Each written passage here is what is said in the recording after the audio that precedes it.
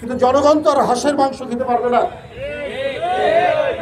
আমি মনে করি যে সরকারের আন্তরিকতার অভাব আছে তা নয়। আজকে আর্থিক ক্ষেত্রে মুদ্রাস্ফীতি অনেক কমে এসছে, জিনিসপত্রের দাম একেবারে না কমলেও মোটামুটি সেটি আর বাড়ছে না, কিন্তু কর্মসংস্থান তো হচ্ছে না। একের পর এক মিল কলকারখানা বন্ধ হয়ে যাচ্ছে, এবং যদি কর্মসংস্থান না থাকে তাহলে দুর্ভিক্ষের আলামত তৈরি হয়। সেই আলামত, সেই পরিস্থিতি যেন সৃষ্টি না হয়। গার্মেন্টস সেক্টর থেকে 1 লক্ষ লোকের চাকরি চলে গেছে, কারণ দোসরদের অনেকেই আওয়ামী দোসর ফ্যাসিবাদের যারা পূজারী ছিলেন, উপাসনা করতেন, তারা অনেকে মিল মালিক। আমি বারবার বলেছি, আমাদের দল থেকেও বলা হয়েছে, মিল কলকারখানা যেন বন্ধ না হয়, মানুষের ক্ষুধা যেন না বাড়ে, মানুষের ক্ষুধার সাথে রাজনীতি করা যাবে না। সরকার এগুলো দরকার হলে টেক আপ করবে, দরকার হলে নিলামে বিক্রি করে দিবে অথবা প্রশাসক দিয়ে চালাবে, কিন্তু কর্মসংস্থান যেন ঠিক থাকে সেই প্রচেষ্টা সরকারকে নিতে হবে। আর সেটি না নিলে পরে মানুষ যদি বেকার থাকে তাহলে দুর্ভিক্ষের পদধ্বনি শোনা যাবে, কিন্তু জনগণ তো আর হাঁসের মাংস খেতে পারবে না আজকে, কিন্তু জনগণ তো আর হাঁসের মাংস খেতে পারবে না। আমি যে কথাটি বলেছিলাম, কিন্তু জনগণ তো আর হাঁসের মাংস খেতে পারবে না, যে আপনারা, কিন্তু জনগণ তো আর হাঁসের মাংস খেতে পারবে না। জুলাই সনদের ব্যাপারে কথা বলছেন, জুলাই সনদে যে সুপারিশ আসবে সেখানে যদি আইন সংশোধন করতে হয়, সংবিধান সংশোধন করতে হয়, সেটা নির্বাচিত পার্লামেন্ট করবে। একটি রাজনৈতিক দল বলছেন যে আগেই গণভোট দিতে হবে। কেন?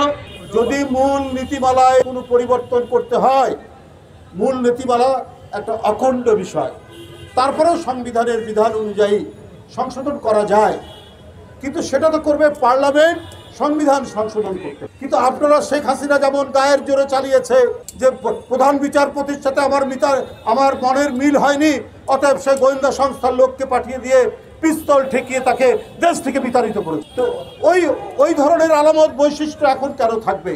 যেটা নিয়ম ভেঙেছে হাসিনা, সেই নিয়মকে তো আমরা চালু করতে পারি না। আগে অবাধ সুষ্ঠু নির্বাচন দিয়ে জনগণের সরকার তৈরি করুন। তারা প্রয়োজনে যদি হয় গণতন্ত্রের স্বার্থে, দেশের রাষ্ট্রের স্বার্থে সংবিধান যদি সংশোধন করতে হয় তারা করবে, সেটা তাদের দায়িত্ব। কিন্তু আগেই আমাকে এটা দিতে হবে, আগেই মানতে হবে। হ্যাঁ, আমরা অন্তর্বর্তীকালীন সরকারের সময় যে বিভিন্ন কমিশন গঠন হয়েছে, যে সংস্কারগুলো আমরা সবাই মিলে আমরা ঐক্যমত পোষণ করছি, সেগুলো আমাদের একটা সুপারিশ আকারে থাকবে, এবং নির্বাচিত পার্লামেন্ট প্রয়োজনে সেগুলো সংশোধন করবেন, আইনীকরণ করবেন, আইনে পাশ করবে। সেটা না করে যদি আমারটাই তালগাছটাই আমার এই নিয়েই যদি চিৎকার করতে থাকি তাহলে ফ্যাসিবাদ আজকে নানাভাবেই তো আমাদের এই সমাজের একবারে মাটির গভীরে তারা অবস্থান করছে। টাকা নিয়ে, অবৈধ অস্ত্র নিয়ে, সামনে নির্বাচন, এই অবৈধ অস্ত্র যদি উদ্ধার করতে না পারে অন্তর্বর্তীকালীন সরকার, এই নির্বাচন একটি বিপজ্জনক নির্বাচন হবে। অবিলম্বে অবৈধ অস্ত্র আপনার উদ্ধার করতে হবে। এবং এই প্রশাসনের মধ্যে নানাভাবেই তারা ঘাপটি মেরে আছে, তারা নানাভাবেই সুযোগ পেলে অন্তর্বর্তীকালীন সরকার এবং গণতান্ত্রিক শক্তির বিরুদ্ধে তারা কাজ করবে।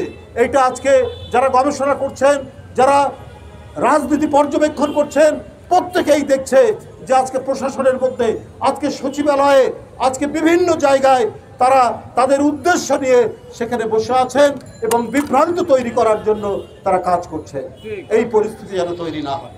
সবাইকে ধন্যবাদ জানাচ্ছি, এবং জিয়া পরিষদের আজকের এই মানবধর্মী, মানবতাবাদী যে কাজ তারা করছেন, বৃষ্টির মধ্যে রেইনকোট, আর তাদের এই কর্মসূচির প্রতি আমি ধন্যবাদ জানাচ্ছি, কৃতজ্ঞতা প্রকাশ করে আবার